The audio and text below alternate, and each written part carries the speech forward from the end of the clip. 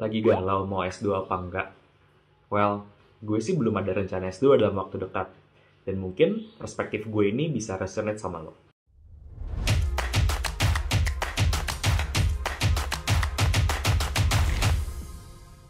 Hai folks, welcome back to my channel. Belakangan ini gue lagi ngeliat banyak banget nih teman-teman gue yang lagi considering mau S2.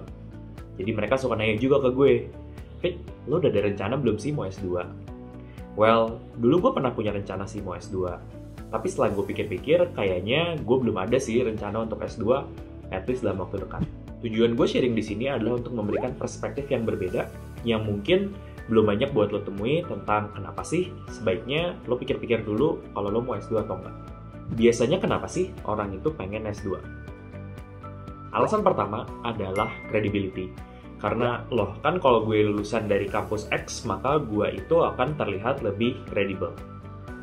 Nah, menurut gue di sini gue akan menjadi lebih spesifik untuk mendefinisikan perbedaan antara kredibel dan kredensial. Menurut gue, ketika lo bisa mengklaim bahwa lo adalah lulusan dari kampus X, itu menunjukkan bahwa lo punya kredensial, karena lo adalah alma mater. Sedangkan ketika kita ngomongin credibility, sumber dari kredibilitas itu bukan cuma sekedar alma mater, tapi juga bisa hal lain. Salah satunya adalah karya kita. Contohnya adalah, gue jauh lebih prefer dikenal sebagai seorang yang jago banget dalam managing people dibandingin sebagai sarjana S2. Karena ketika gue merupakan sarjana S2, itu nggak menunjukkan apakah gue beneran bisa untuk managing people. Dari situ kelihatan banget bedanya antara credential dan credibility. Balik lagi, tergantung dengan tujuan teman-teman. Kebetulan karena gue udah agak dapat bayangan nih, gue itu kedepannya kalau nggak jadi pengusaha, ya pengen jadi profesional di industri teknologi. Dari dua pilihan itu, sama-sama nggak melihat gelar S2 sebagai hal yang penting untuk progres kita di dalam karir. Makanya gue ngelihat bahwa cara gue untuk menunjukkan kredibilitas di dalam field tersebut nggak necessarily dengan memiliki gelar S2 dari kampus ternama, tapi memiliki portfolio pekerjaan di mana gue berhasil untuk membuktikan bahwa gue bisa melakukan sesuatu. Alasan kedua, biasanya orang mau S2 adalah untuk network, karena kita jadi bisa punya banyak kenalan. Nah, ini sebenarnya relevan banget ketika mungkin beberapa tahun yang lalu, di mana susah banget sih rasanya kita kenalan sama orang di luar circle kita. Makanya ketika kita bisa relocate dan kita ngambil S2, kita jadi bisa terekspos sama dunia yang baru dan orang-orang yang baru juga. Nah, menurut gue tren ini sudah agak bergeser dengan adanya internet. Karena sekarang kalau kita mau kenalan sama orang, udah jadi jauh lebih gampang, dan kita benar-benar bisa kenalan dari social media. Of course, bukan dengan hal yang creepy. Ini dalam konteks yang profesional. Gimana sih caranya kita kenalan sama orang baru di social media? Lo bisa nonton video gue yang satu ini karena gue jelasin benar-benar step by step tentang gimana caranya untuk networking sama stranger. Poin plusnya lagi ketika kita networking sama stranger adalah kita bisa pilih sebenarnya kita pengen networking sama siapa. Sedangkan teman sekelas kita kan sebenarnya kita nggak bisa milih ya. Bisa jadi kita sekelas sama orang yang mungkin nggak necessarily orang yang kita pengen network bareng. Sehingga makin kelihatan lagi bahwa, well, kalau tujuannya buat networking, kayaknya ada alternatif lain sih, selain kita itu S2. Alasan ketiga, biasanya orang itu S2 adalah tentang ilmu. Well, ini juga relevan dulu ya, ketika belum ada internet dan informasi itu susah banget buat diakses, sehingga kalau kita mau belajar sesuatu, kita harus duduk di ruang kelas dan belajar dari profesor tersebut. Tapi mungkin 10-15 tahun terakhir, dengan semakin banyaknya online learning, yang semakin diakselerasi dengan adanya pandemi, akses terhadap informasi itu jadi jauh lebih gampang. Mau yang gratis, bisa lihat di YouTube. Lagi ada budget, bisa ngambil online course. Dari situ gue jadi belajar bahwa kalau memang ilmu itu adalah hal yang gue cari, sebenarnya nggak perlu juga sih gue dedikasi untuk duduk dan menggunakan 1-2 tahun untuk fully belajar teori dari hal tersebut.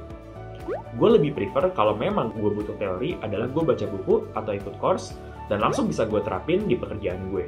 Dari situlah gue ngerasa bahwa pembelajaran gue jadinya lebih optimal karena ilmu yang gue dapat disambungin juga dengan praktikal di kehidupan sehari-hari. Well, bisa juga sih dipraktekin ketika kita itu ngerjain tugas kuliah. Tapi tetap menurut gue, again, balik lagi ya karena konteksnya berbeda. Di konteks gue sih, ketika kita ini punya benar-benar portfolio yang real, itu akan kelihatan lebih bagus buat kredensial kita. Nah, tapi Fik, kan sekarang ini udah makin banyak nih beasiswa, jadi kita tuh bisa ngambil S2 dengan biaya yang benar-benar murah atau bahkan gratis. Jadi harusnya ini keputusan yang oke banget dong dan bisa diambil. Well, itu balik lagi ke prioritas lo masing-masing. Kalau buat gue, biarpun hal itu gratis, belum tentu itu sebaiknya kita ambil. Kenapa? Karena ada konsep yang namanya trade-off. Maksudnya adalah, bayangin kalau misalnya kita ngambil kuliah S2, kita berarti ngambil 1-2 tahun untuk kita luangkan buat kita kuliah. Waktu 1-2 tahun tersebut justru mungkin bisa kita pakai untuk melakukan hal lain yang mungkin lebih align dengan tujuan kita.